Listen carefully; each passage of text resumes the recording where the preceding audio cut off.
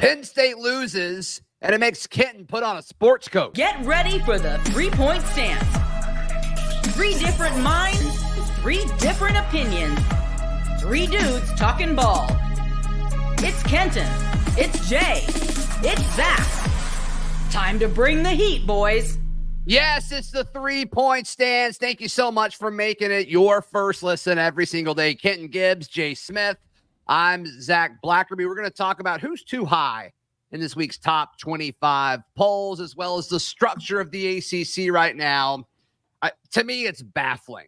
It's absolutely baffling. But we had some interesting outcomes on Saturday, and who's to say more about between the two teams involved? And Kenton, we will start with Penn State losing to Ohio State. You've called it for weeks, months, years maybe. You even dressed up for the occasion.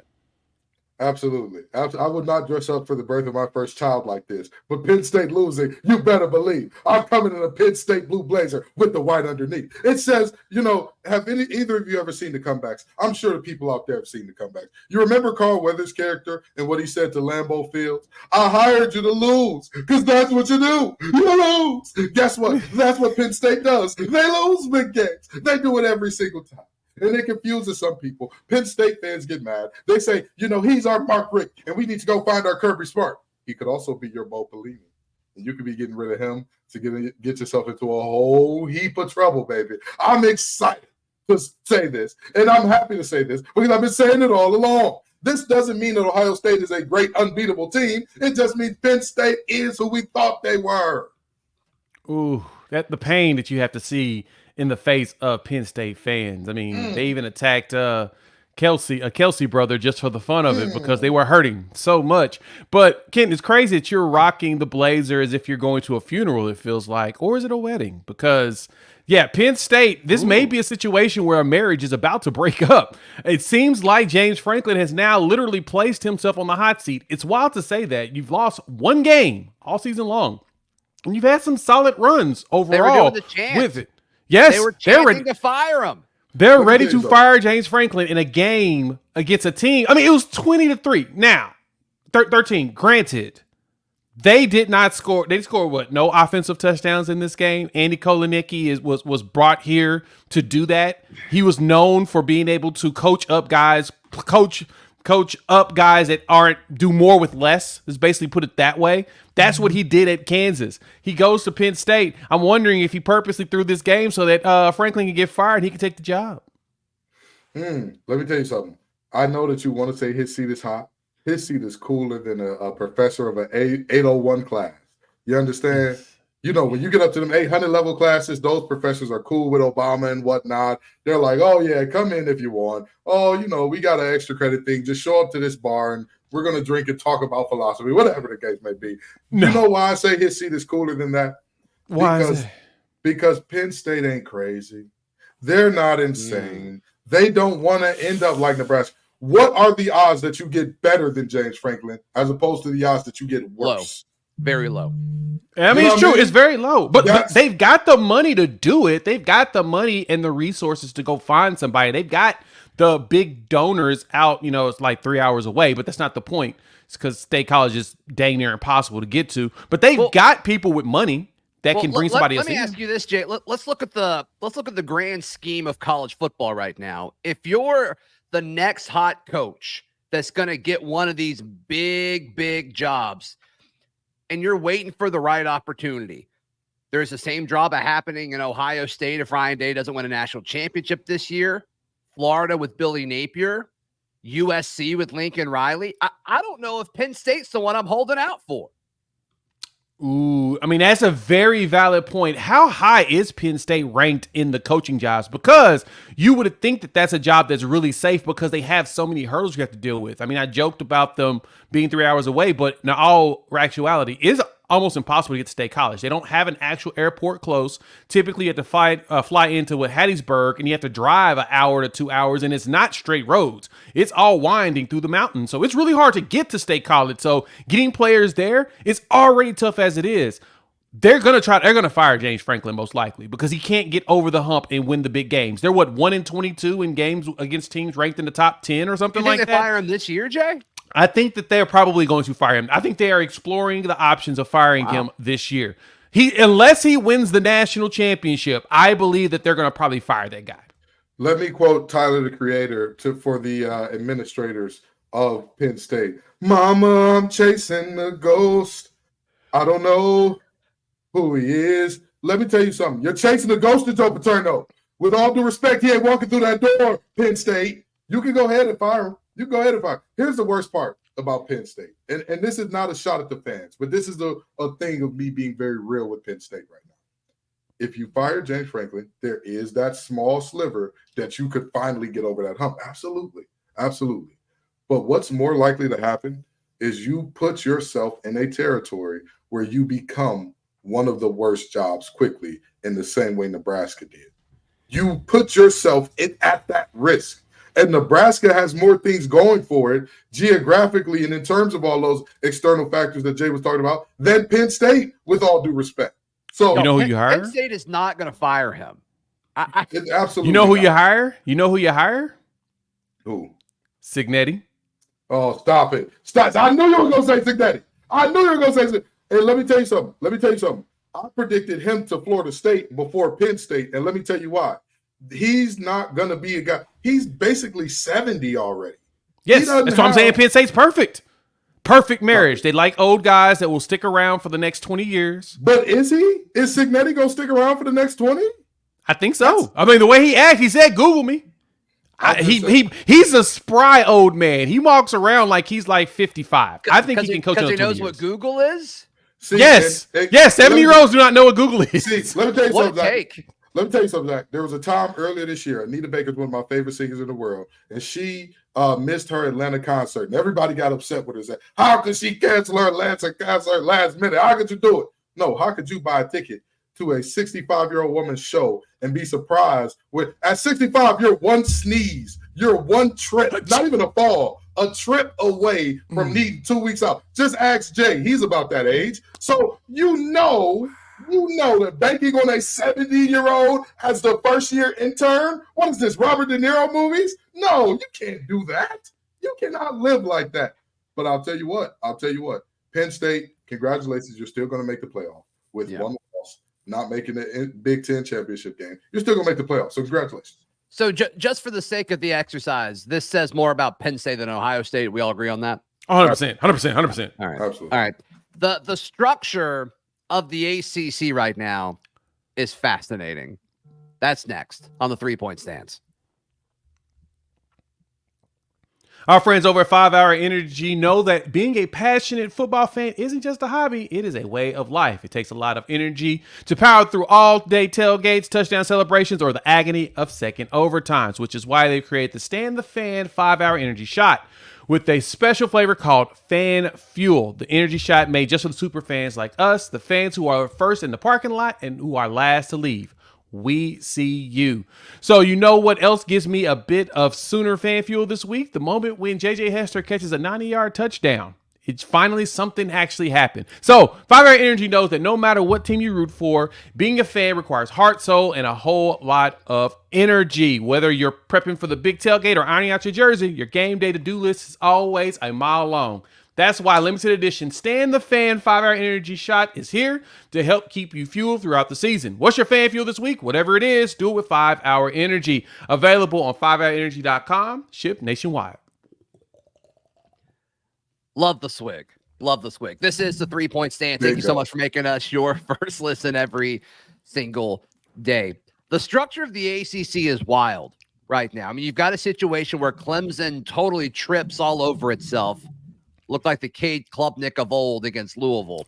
Oh, gosh. And SMU dominates Pitt, and you're in a situation now where your top two teams are Miami and SMU, and then Clemson's on the outside looking in. They need a lot of help because they don't win the tiebreaker in their current situation. But it's amazing to me that your top three teams in your conference aren't going to play each other this year, Jay. This is the reason why I hate conference realignment, because this puts us right in the situation of the Big Ten. The Big Ten's had 16 teams for years, and every time you looked up, you'd always have random teams at the top that never played the other teams. like the years that you would see probably actually the west side of there, you'd always see that every year. A team would randomly go all the way to the top, go undefeated, and then get just shellacked in the Big Ten championship game. Right. The only thing that's good about this is that no matter what, the top 2 teams in conference will play for the title. There's no more Atlantic or Coastal. There's no more East and West. There's no more legends versus legacies. It's all going to be the top teams going forward. But no matter what, when you have this many teams stacked up on top of each other, the tiebreakers are going to become a massive headache, and somebody's going to lose out on the tiebreaker that probably shouldn't. The way that this is going to be broken up, at some point it's going to get to points scored in conference. Now you're going to start seeing teams run up the score at the end of the season because they got to make sure they have just enough points to beat the other team if there's a tiebreaker. I hate that. I want to see teams play each other, but unfortunately, the money does not say that we can do that. I agree with Jay 1,000% on that last sentence. It's all about the money. Conference realignment has created this problem for every single conference. Congratulations. The SEC just held it down this year in terms of their best being up against each other in a meaningful way. But every single conference will run into this. Jay talked about it with the Big Ten. They had this problem for a while where it was all of these random teams popping out of the West side. You're like, wait, what? Iowa? Why are they in the Big Ten championship? What the hell is Wisconsin doing there? Michigan, Ohio State, and Penn State are here. What's happening right now? But that's how it's always worked out when you expand these conferences to a certain size. You literally cannot come up with a proper matrix for all these teams to play each other. And also, SMU was not supposed to be here. Let's be very honest about that, right? SMU was not supposed to be this team. If you look at all the preseason polls, it was generally Clemson number 1, Miami number 2, some variation of, after that, you had Louisville, NC State, and Virginia Tech as like your general 3 through 5. They can't help it that 3 through 5 piss down their legs in major ways. All of those other teams beyond those 5 in the conference, for the most part, have held court or held serve or been better than what they were supposed to be. It's not the ACC's fault that, hey, the teams that were supposed to be the best, Clemson played everybody who was supposed to be the best. They just did, except Miami. That's the reality. Miami played everybody that was supposed to be the best, except Clemson, and look what you get. So all in all, I'm not upset by this because, like Jay said, this is the reality of Moneyball. Moneyball, when you get too much money involved in these sports, all of a sudden you start seeing these weird, wonky schedules where you can't schedule everybody. Ken, let me ask you this. Since, you cover the ACC every single day. Is a ACC championship matchup between Miami and SMU good for the conference? I'm going to say this. I don't believe that there's a single matchup that is good or bad for a conference, but that's because I'm an idiot who played football too long and my brain's a little soft. The reality is this. The ratings game will always be important. SMU is not as big of a draw as some of these other teams. So, yes, it is going to hurt the conference perception. However, SMU is playing damn good football. The concern about SMU coming into the season, can they hold up in the trenches? Well, the linebacking core from Pitt is known as the Sharks. The Sharks look like guppies in this one because Brashard Smith ran all over them boys. Every time you looked up, Brashard Smith was dancing in the end zone again. So I look at this thing and I say to myself, it's tough to say it's bad for the conference that this team would potentially get into the ACC championship their first year in the ACC, because that's a team that could raise 9 figures, 9, to not have to accept any money just to come into the ACC. So I don't see how that should be a bad, but I know national perception-wise, people will say, you let an American conference team come in and they walked in your trap and took over your trap. Year. Can an SMU team that loses to Miami, and let's assume they don't lose any other games, they just lose to Miami in the conference championship game, do they get a bid in the college football playoff? I don't know. Zach. Don't piss me off, Zach. Zach, don't piss me off. Let me explain something to you. There were 2 games yesterday between 2 or 4 Power 4 teams. In both of these games, it was an undefeated going up against a higher-ranked one-loss team. The higher-ranked one-loss teams only loss came to undefeated teams. When the team that was formerly undefeated lost, one of them dropped 3 spots, one of them dropped 5. That's Penn State and Ohio State. That's Pitt and SMU. Zach, there is not a world where a two-loss SMU, only 2 losses, beat the 2 undefeated conference champions, doesn't get in. Don't do that. I just got my voice back. Don't make me lose it on this beautiful Monday morning, Zach. Got to get you going on a Monday morning. That's my goal. That's always my goal. Let's stay on the ACC just for a second. Louisville and Clemson. Louisville really takes it to the Tigers. Oh my God. What kind of impact is this? I mean, our final segment of the week last week was is Clemson cool again? Does Dabo have them back? And it's like there's this collective belief on the Clemson Tigers, and then they just fell flat against a Louisville team that, I mean, I think is just okay. I mean, I think this is more about Clemson falling apart than Louisville stepping up. What kind of 100%. impact does this have for Clemson and Dabo in this new era of him refusing to do the transfer portal and playing the NIL game and all of that? Oh, this is kind of huge on them, man. The good thing for Clemson is they still got one more shot. They've got Pitt in 2 weeks. So having Pitt in 2 weeks on the road gives them an opportunity to quote unquote redeem themselves. One more shot at what specifically? One more shot at what? One more shot at what? Beating a team that has a pulse that can help them stay in conference championship conversation. They need a win against a team that is quote unquote relevant. Louisville, that should have been a win. Every game going forward, Clemson should probably be a favorite of at least 10 points. That's how much they were blowing teams out. And then this Louisville game happened. That have put a very bad stench on them going forward. Clemson was supposed to be the darling. They were ascending. They were doing everything we wanted to see out of them. And then the K Klubnik of old showed up, or Dabo got his hands in things and he probably shouldn't have. I don't know. All I know is this. They have to win that Pitt game if they want to have a chance to go to the conference championship. That's it. If they don't win that game, they're cooked. I mean, you're absolutely right. They control their own destiny. Now they're in the passenger seat. Now they're, like TLC said, they don't want no scrubs, sitting in the passenger side of your best friend's ride, trying to holler at me. Yeah. Well, that's what Clemson's doing. They're sitting in the passenger side of the ACC's ride, trying to holler at the national media. I think Dabo Swinney has a personal vendetta against me.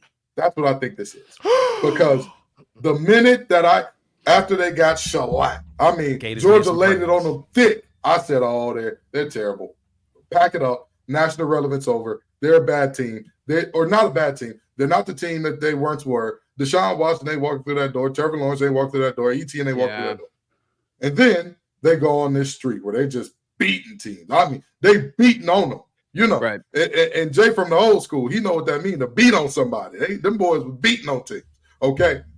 Team after team after team, till I finally said, you know what? This Clemson team may be good. I might have wrote them off too soon. I may have given them too much grief. And then Dabo walked into the team meeting. He said, we got them, boys. We got Kenton back on the bandwagon. Let's let them down one more time. I want Dabo Swinney to be one of my pallbearers at my funeral so he can let me down just one final time, before I leave this earth. I'll tell you what a disappointing showing. And it's not even disappointing just because your players came flat. When you're making decisions that the announcers are saying, wait a minute, they're down by 13. He needs to go for 2 here. Why is he sending out the extra point team? This doesn't make any sense. He was flat. It's not just on the players. It's not. Yeah. Don't you yell at Tyler from Spartanburg. Hell, you need another Tyler from Spartanburg to call in this year, because this has been an abject failure. And you know what? Maya Angelou told us, and I didn't listen to her. When someone shows you who they are, believe them. I did not believe them. But don't worry, Dabo. I believe you from this day forward. All right, so who's ranked too high or too low in the top 25 this week? We jump into that next right here on the 3-Point Stance. Guys, today's show is brought to you by our friends at FanDuel. FanDuel's America's #1 sportsbook. Right now, you can bet $5. Get $150 in bonus bets. So we've got Iowa State at Kansas. Iowa State coming off of a big loss. 3-point favorite on the road against the Jayhawks. Who we got? That's it? Oh, God, that sounds so low. They really have no faith in Iowa State right now. Campbell and company clears. Yeah, same. I think they win it, but yeah. still, wow, that's low. I think I'm there with you. All right, Indiana hosting Michigan. Indiana, 2-touchdown favorite, according to our friends at FanDuel. Wow! How the mighty has fallen. Give me Indiana. Sid gonna roll them up and smoke them. They don't cover. Give me Michigan. Yeah, 14 points in that one's a lot to me. So we'll see. Hey, once again, you can get started today with $150 in bonus bets with that first $5 bet. That's over at FanDuel.com. Final few moments on today's edition of the 3-point stance. I'm going to open up the floor to you two gentlemen. Who's ranked too high in this week's top 25 AP poll? I don't like to be disrespectful and beat a man while he's down. Why is Penn State still in the top 10? Hey now. I'm only saying that I get that they lost to the number 4 team in the country at the time, team underneath them. But me personally, I think Penn State should be underneath Indiana and BYU right now. I don't really care about who they played and how. Penn State didn't score an offensive touchdown at home against Ohio State. They took a pick six back to get their points. They did not score on offense. And that team has been scoring on offense all season. They should be lower just to say, prove to us that you can do something. Like, get the stick out and be like, hey, do something. Penn State should not be that high. They should be number 10 just to tell them you need motivation. I do not like them at 6. Y'all know me. Y'all know I'm a big SMU guy. Free Sherwood Blunt. The boosters ain't do nothing wrong. With that being said, how the hell is the Pony Express sitting all the way back there? I don't understand it. I genuinely don't understand. They're the number 13 team in the nation because they have one loss to BYU. BYU is a top 10 team in this here ranking. They have whooped the wheels off of multiple ranked teams in terms of BYU. SMU just came off a domination, a shellacking of a ranked team. And somehow we're looking at them and saying, oh, well, you know, they're on the outside of the bubble, I guess. Oh, they're behind the 2-loss Alabama team. Oh, you know, they're behind multiple teams that have a loss because everybody else's loss is that much more impressive than theirs. Well, let me ask you this. Just out of curiosity, who has a better loss than BYU on the road? How many of these teams in front of them that have a loss have a better loss than that? That's all I want to know. That's all. I guess it's Boise State's probably the only one, and they lost to Oregon, and they battled that game. And Ohio State, right? I mean, yeah. Ohio State, obviously. Yeah. Okay. Georgia. No, Georgia's ain't that good right now. I was just about to say, Georgia's loss looks good. That's my point. Looking bad because Bama's 2 losses at 11. I guess the ACC just means less. If the SEC means more, I guess we just mean less in this region. Yeah. Well, speaking of, I don't love Texas A&M at 15 at this point. I don't love Texas A&M at 15. At this point, I think they look somewhat exposed against South Carolina. I don't think South Carolina is great, but we're starting to believe in South Carolina collectively. We'll see. We'll see. We're about to learn South Carolina, I see you. Yep, I see you. So we got to give it to Beamer for that one. That song was fantastic. Yep. But we see you. South Carolina, we see you. So, in that whole situation, I don't understand how A&M is that high, too. They probably should have dropped a little bit more, especially because South Carolina still is not ranked. Now, they are number 27 in the country right now in votes at 58 points. So they're probably going to be ranked after this week because these bottom teams, somebody's going to fall. Why is Kansas State lower than Colorado? Didn't they beat Colorado? And they have the exact same record? Wow. Why is Kansas State below Colorado? Man, that's nothing against Colorado. Colorado lost to them. If we're gonna have consistency, if you have the same record and you lost to the team that is right there with you, that's why you play the game. That's why you play the games. Hello. That's why you play the game. So they should be above Kansas State if anything. Kansas State should be above Colorado if anything. Even though they just lost, they should be above Colorado right now. I don't know. I don't know if I agree with that because Colorado is trending in the right direction.